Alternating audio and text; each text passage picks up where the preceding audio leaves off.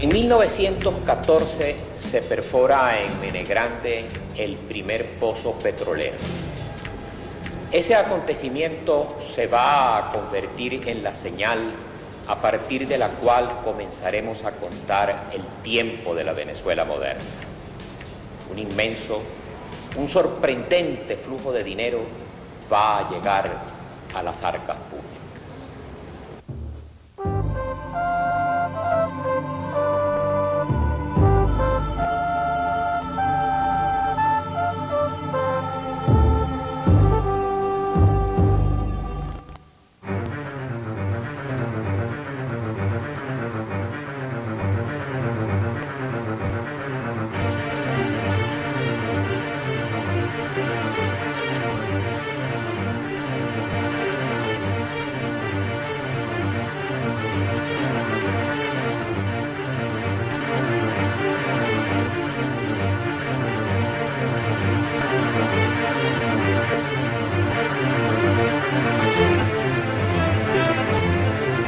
Generalmente, se piensa que durante el gomecismo, el único que mandó fue Gómez.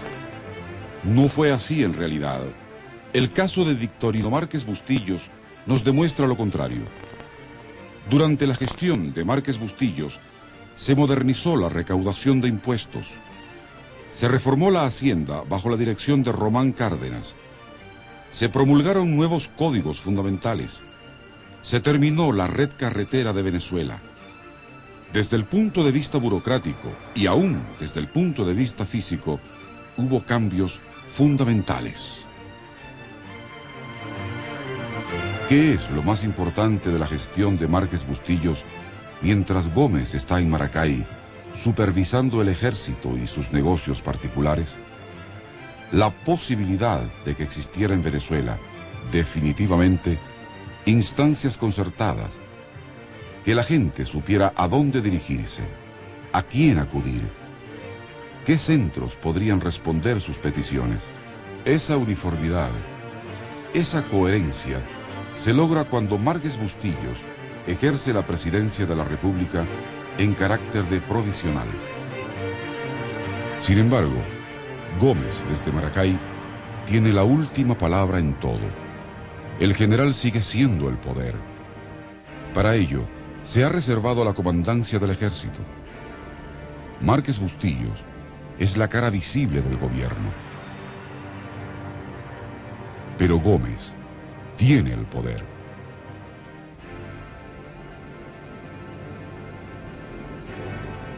Desde su fortaleza, reestructura el ejército creando un comando superior que le permite coordinar y centralizar el mando de su brazo armado. Son esporádicos los gritos de insurgencia que interrumpen la paz estructural que Gómez impone. En 1914, Emilio Arévalo Cedeño proclama la candidatura del Mocho Hernández y es derrotado por el ejército rehabilitador. Los caudillos ya no encajan en una Venezuela que se moderniza. Con guerrillas y revoluciones no se puede alcanzar el progreso. Esa idea gravita en las plumas de muchos intelectuales del momento. El progreso necesita del orden para que el cambio gradual vaya transformando a Venezuela. Desde el punto de vista del pensamiento, el fundamento de la dictadura gomecista es la corriente positivista que se entronizó en Venezuela desde 1866. De acuerdo con los puntos de vista del positivismo, debido a la existencia de una raza mezclada, debido a características geográficas y físicas y a la transmisión de las cualidades y los defectos de esas razas y de esa cultura mezclada generación tras generación, Venezuela estaba marcada por el signo del personalismo. Por eso se había producido el caudillismo. Pero dentro de ese personalismo y de ese caudillismo, los positivistas hablan de una evolución constructiva, de la existencia en cierto momento de cierto personalismo edificante. Ese cierto personalismo edificante se concreta, en nuestro caso, por supuesto, en la persona del gendarme necesario, del César democrático, Juan Vicente Gómez. Juan Vicente Gómez viene a ser para los positivistas el puente hacia la democracia. Todavía Venezuela no puede tener democracia, o utilizando el lenguaje de Augusto Conte, fundador del positivismo, no puede todavía acceder a la positividad racional. Necesita un loquero, como diría Laureano Vallenilla Lanz, necesita un tutor, una gente que, criollito como todos los venezolanos, lo gobierne, lo maneje y lo vaya preparando para que en el futuro pueda ser como los europeos o como los norteamericanos. Eso es fundamentalmente lo esencial desde el punto de vista positivista, que se resume en los trabajos que entonces hicieron Laureano Vallenilla Lanz, José Gil Fortul, César Zumeta y Pedro Manuel Arcaya fundamentalmente. Pero mientras se espera la democracia, el César cuenta con su policía privada, la Sagrada. La Sagrada es un cuerpo formado mayoritariamente por andinos, cuya misión es cuidar las espaldas del general. Es su policía doméstica.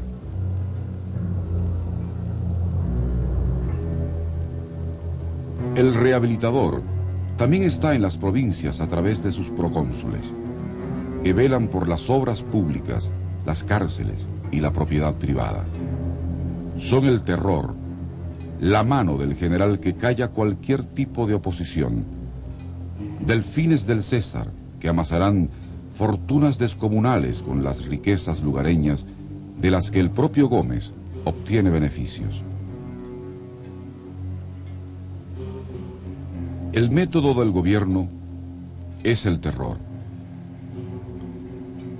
Todo disidente tiene un lugar reservado en la cárcel de Puerto Cabello, en el reclusorio de las 3 Torres de Barquisimeto o en la Rotunda. No hace falta un juicio. El reo se queda en la cárcel hasta que el general o alguno de sus procónsules diga. La tortura, el aislamiento y los grillos sofocan las ideas contra el régimen. En las calles, la gente sabe de la barbarie oficial. El gobierno no se esfuerza por ocultarlo. El miedo es la mejor propaganda del régimen. En las calles se guarda silencio. Aquella Venezuela en bancarrota, que era presionada por flotas de acreedores con ánimos de invasión, parece haber quedado en el olvido. En las arcas del Estado danzan los millones que produce la industria petrolera. Crecen los bancos al crecer los montos de las cuentas de ahorro. El confort y el consumo festejan su llegada a Venezuela. Viene el whisky, la seda, el lino, los encajes y las medias finas. Los cosméticos maquillan la nueva cara del país. Es tiempo del Charleston y el jazz, que en la pianola o en el fonógrafo alegran una vida que se debate entre la extrema dureza del poder y el extremo derroche. Es la incorporación de Venezuela al capitalismo moderno. La suerte de Gómez es la suerte del país. En 1921, el general se enferma. Juan Crisóstomo Gómez, su hermano, y José Vicente, su hijo, entran en pugna para sustituir al patriarca. La familia se divide entre juanchistas y vicentistas. Entonces, el general ordena una reforma a la Constitución Nacional para ajustarla a su escala familiar. Y así, se crea una trinidad en el poder. Gómez, el presidente; Juancho y Vicentico, vicepresidentes. De esta manera, un problema familiar se transforma en un acontecimiento nacional. El país queda hecho a su medida. Sin embargo, otro acontecimiento familiar provoca una nueva reforma constitucional. En 1923, el vicepresidente Juan Crisóstomo Gómez es asesinado en su cama mientras duerme. No se sabe a ciencia cierta quién fue el asesino, pero Gómez, ante este suceso, resuelve eliminar las 2 vicepresidencias. Desde ahora, manda solo desde Maracay. La paz y la estabilidad siguen siendo el signo en Venezuela. Pero en Nueva York se forma la Unión Revolucionaria Venezolana, que compra un barco para invadir el país. Pero la proa de sus ansias nunca se asoma a las costas de Venezuela. En 1926 nace en México el Partido Revolucionario Venezolano. Salvador de la Plaza y Gustavo Machado, entre otros, sueñan con el día en que destronarán al César. Pero no pasa nada. Gómez, tranquilo, atiende sus vaquerías en Maracay, mientras el petróleo sigue inyectando su savia vital en las venas del poder.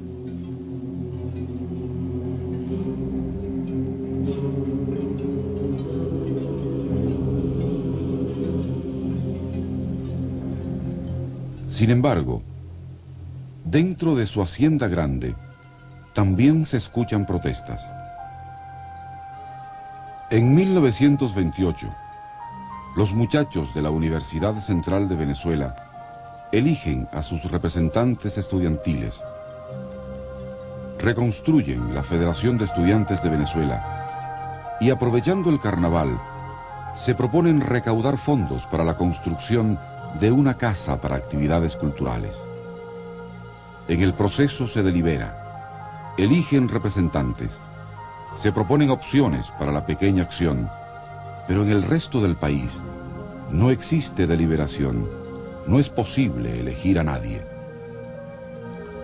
No tienen un proyecto político, no hay una ideología que guíe la acción.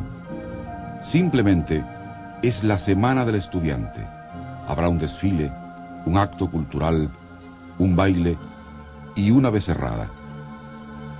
Pero algunas palabras inconvenientes son dichas enfrente del Panteón Nacional.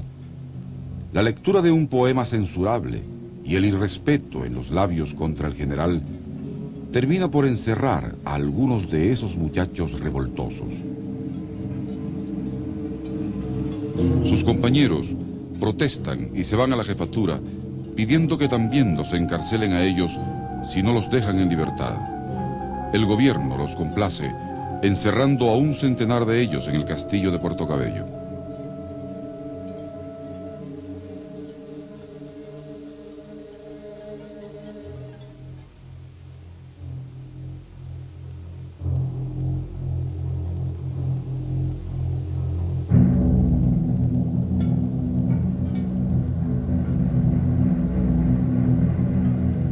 Al llegar a Caracas, son recibidos como héroes nacionales y se reprocha la actitud represiva del dictador. Los muchachos están sorprendidos por la trascendencia de sus pequeños actos. Entonces, un pequeño grupo de ellos aspira más y hace contacto con algunos oficiales del ejército. Ya no se trata de un acto cultural. Ahora sueñan con un levantamiento armado.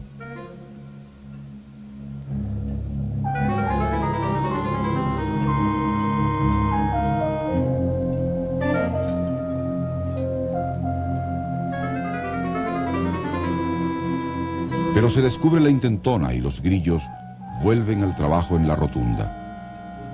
Sus compañeros protestan contra la represión y se declaran públicamente opuestos al gomecismo. A más de 200 de ellos los llevan a las colonias de Araira a construir carreteras. Otros van al campo de concentración de Palenque y el resto al castillo de Puerto Cabello. Allí los muchachos aprenden de grillos, de torturas y de paludismo. Pero también reciben otro tipo de clases.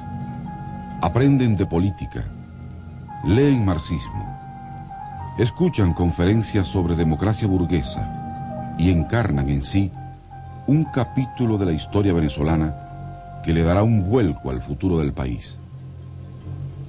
Su gran maestro fue Gómez, ellos, sus criaturas políticas.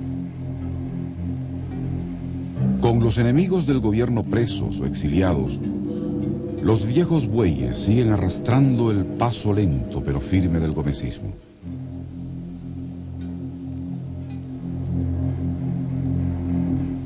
La reforma constitucional de 1929 es muy importante porque implica la modificación del inciso sexto del artículo 32. Según la modificación del inciso sexto, se prohíben las propagandas que impliquen ultraje, difamación e injuria, pero, y esto es lo más importante, se determina la prohibición total, la excomunión total del comunismo. La liquidación desde el punto de vista oficial de un pensamiento que está conmoviendo al mundo contemporáneo es determinante. Después de la muerte de Gómez, la presencia del inciso sexto determinará el ahogo de los partidarismos que se están formando y sin los cuales no puede existir Venezuela contemporánea.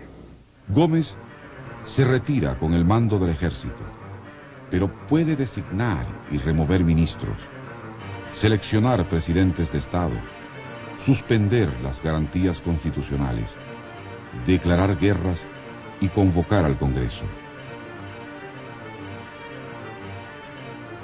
Solo la invasión del Falque despierta del letargo la ancianidad del benemérito. En ella vienen viejos enemigos de Gómez, como el coronel Román Delgado Chalbó, y un grupo de jóvenes vinculados a los sucesos de 1928. Aquí, en Cumaná, llega el Falque. Llegan el pasado y el futuro que se estrellan juntos frente al potente ejército del dictador. El pasado de violencia e inestabilidad política queda para el recuerdo. Sucede lo mismo con la deuda externa. En 1930, Gómez se da el lujo de finalizar los pagos que Venezuela venía arrastrando desde la independencia para conmemorar el centenario de la muerte del Libertador. Paz en Venezuela y conspiración en el extranjero. El Partido Revolucionario de Venezuela sueña con la liquidación de las clases sociales. Un joven exiliado del 28, Rómulo Betancourt, se distancia del grupo. Él piensa que es preferible concebir un marxismo más ajustado a la realidad venezolana. Los cambios no deben ser radicales, sino graduales.